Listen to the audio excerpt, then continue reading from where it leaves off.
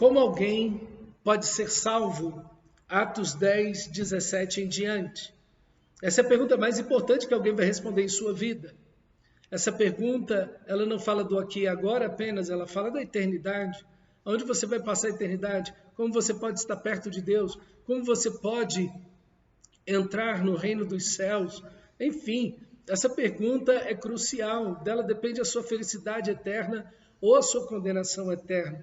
E aqui nós temos Cornélio, que no judaísmo não encontra salvação, porque quando Jesus diz, eu sou o caminho, a verdade e a vida, e ninguém vê o Pai a não ser por mim, ele está falando para os judeus, né? Então, a salvação está no Senhor Jesus e não no judaísmo. E o que nós temos é Cornélio aqui que chama Pedro, e Pedro, diante da visão de Deus, daquele lençol com todos aqueles animais imundos, e Deus dizendo para ele, mata e come, e ele disse, não, Senhor. Agora então ele entende e vai, e o que vemos é Deus operando essa salvação. Mas esse evento ele é crucial, porque vai determinar muito daquilo que é a ideia da salvação no Novo Testamento.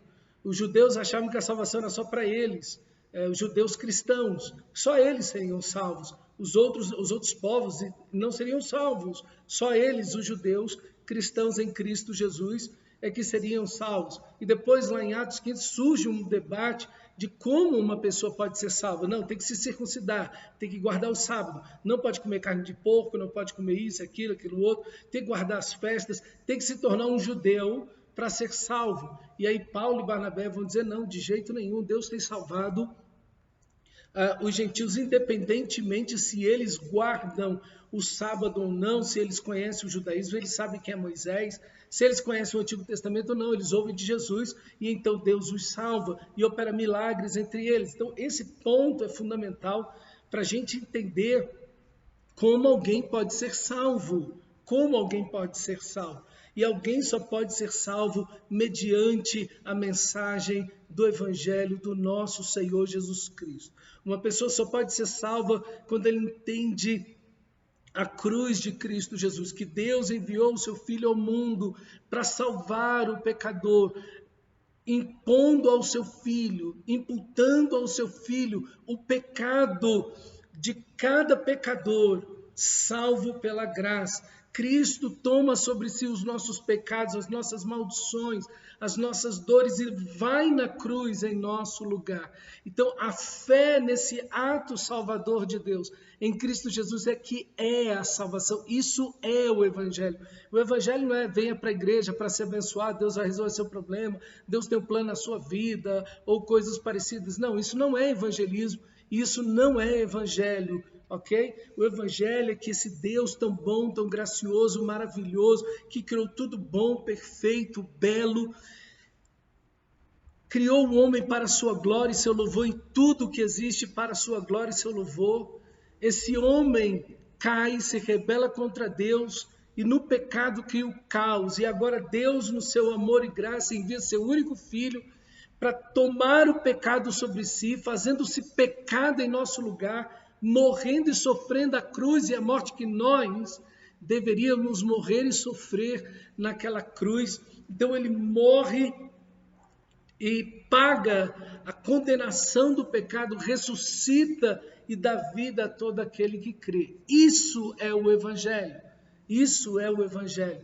Então, nós precisamos saber o que é o Evangelho, como alguém é salvo. E esse evangelismo que nós temos aqui diante de nós é muito importante. Pedro entra na casa de Cornélio, obviamente, Cornélio tem uma atitude totalmente errada, se ajoelha diante de Pedro, então Pedro diz, olha, eu sou um homem, não faça isso, sou um homem como você, e ali então ele começa a falar do nosso Senhor Jesus. Veja, a pregação de Pedro, ela é totalmente cristocêntrica. Ele fala de Cristo, da morte de Cristo, do sangue de Cristo, da pessoa de Cristo, dos milagres de Cristo. Ele vai discorrendo. Claro, aqui no texto é um resumo daquilo que Pedro pregou, aqui não está toda a mensagem que Pedro falou para eles.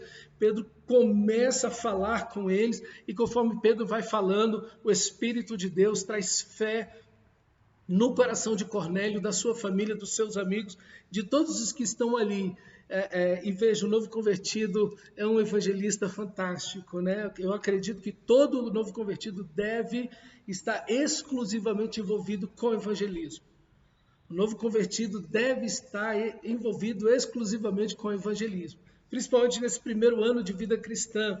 Ele ainda tem muitos amigos, ele tem muitos contatos, as pessoas com quem ele conhece, com quem ele andou, enfim, ele tem tanta gente para levar para Cristo, né? Como a mulher samaritana, de João capítulo 4, enfim, quantas pessoas nós vemos na Bíblia que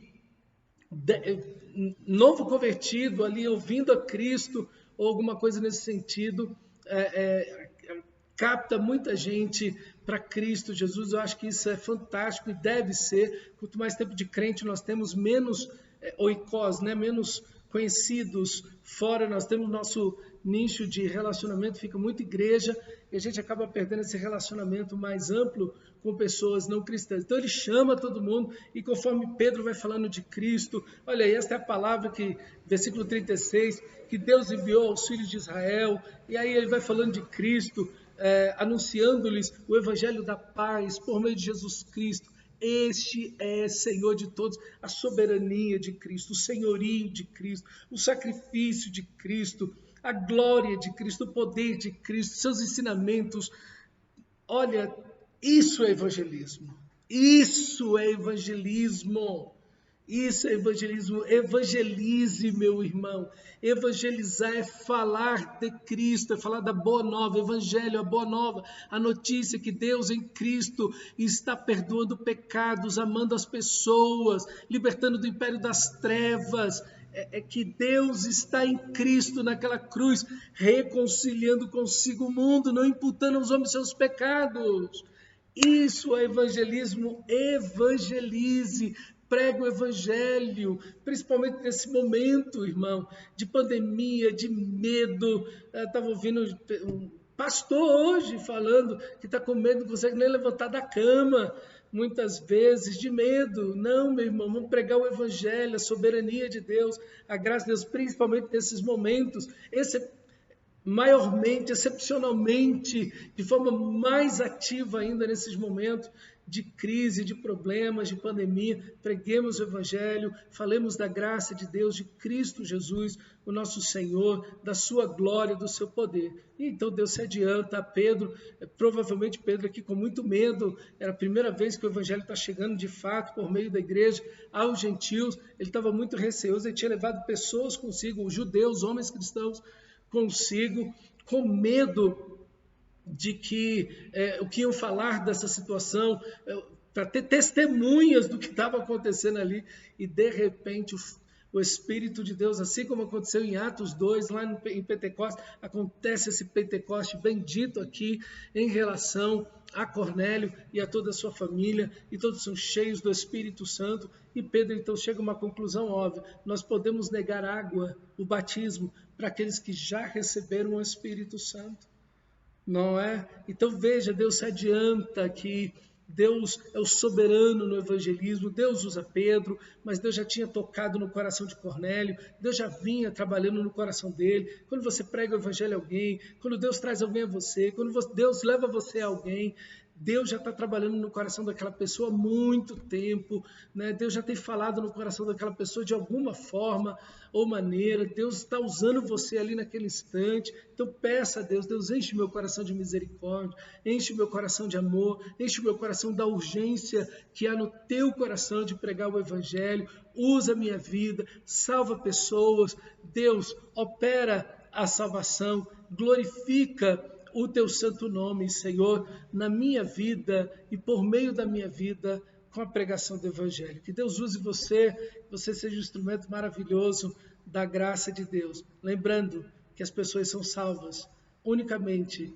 pela mensagem de Jesus Cristo, o Senhor e o Salvador, morto e ressuscitado pela graça e para a glória de Deus.